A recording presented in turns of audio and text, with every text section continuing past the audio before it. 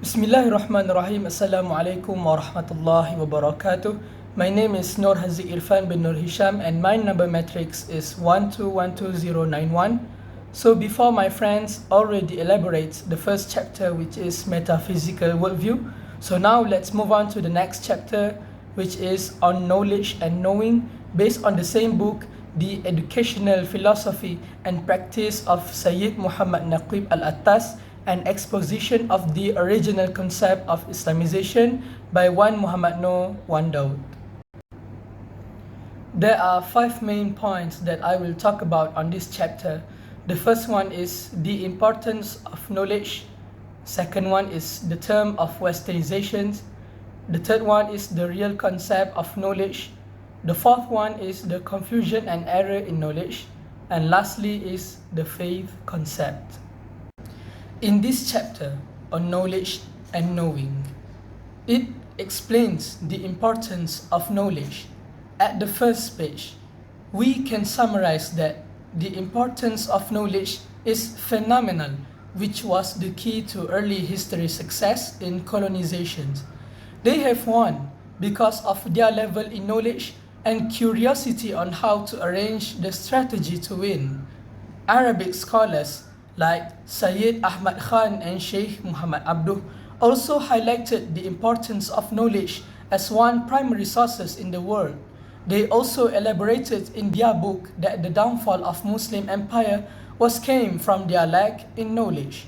They also encouraged people, especially Muslims, to learn some knowledge to survive in the future. After that, the writers also told us that modernization or westernization were a new term and sense of innovation that needs people to follow how the Western philosophers and leaders thinking in strategy, leadership, and other main aspects. This trend starts to occur at mid-20th century, where most Islamic nations got political independence from Western colonialists.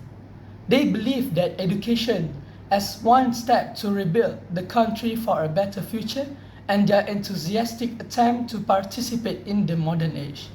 Dr. Syed NAQUIB AL-ATTAS stated in his book Risalah untuk Kaum Muslimin that many leaders today being influenced by these concepts on their thinking in leadership.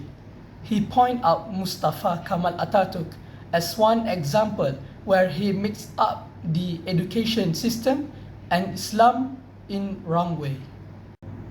Besides that, the writer also told us in book that the problem of knowledge in education is very important.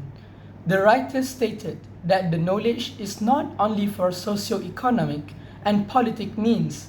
Al-Attas said the knowledge needs to be defined in relation to the spiritual reality of man. He also added that the proper revival of the Muslims should start by correcting the great emphasis on the conception of knowledge, start from primary level all the way up to the secondary and university level, not just start with greater emphasis on education. Al-Attas also highlighted or underlined the main problems in his speech entitled Islam, the concept of religion and the foundations of ethics and morality, that the greatest challenge for knowledge that has arisen in our age is the challenge of knowledge. Al-Attas also added that the election of wrong leaders in Islamic leadership will cause bad internal effects in society life. Based on the figure shown in books or in slides given, the confusion and error in knowledge will lead to the rise of false leaders. Thus, this factor will lead to loss of adab. After that, Al-Attas gave some solutions for this vicious circle. He said that if there was confusion and error in knowledge, we should fix it on the next part. But first of all, we should correct our adab. Even when we want to learn recite Quran, we should take ablution first. It means that adab comes first. before learn something. For my last point, Al-ATTAS also mentions his experience dealing with the La Adriya type sophists, the Neo-Murji'ah, that live among modern educated secular Muslims as well as the other communities. This group believes that faith is in the heart and religion is other personal matters. They add that no authority can judge the validity of someone's faith. To answer this thought, Al-ATTAS illustrated some analogy about the light, an-nur. Light has different qualities and degrees, yet they name it light. Light from sun to the moon, light from moon to the earth, light from the sun to the earth, it's same called as the light, nur. The Prophet Muhammad sallallahu alaihi wasallam also told us that if you see anyone doing bad things, one must correct that with hand. If someone cannot use it with hands, cannot protect it with hands, use his or her tongue. But if someone can't use both, use their hearts, and that's the weakest iman, ad'aful iman.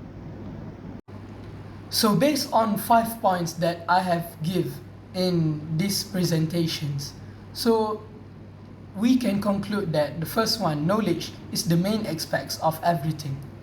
And the second one, everyone should reflect to history and learn from the past so we did not rewind the same mistakes again.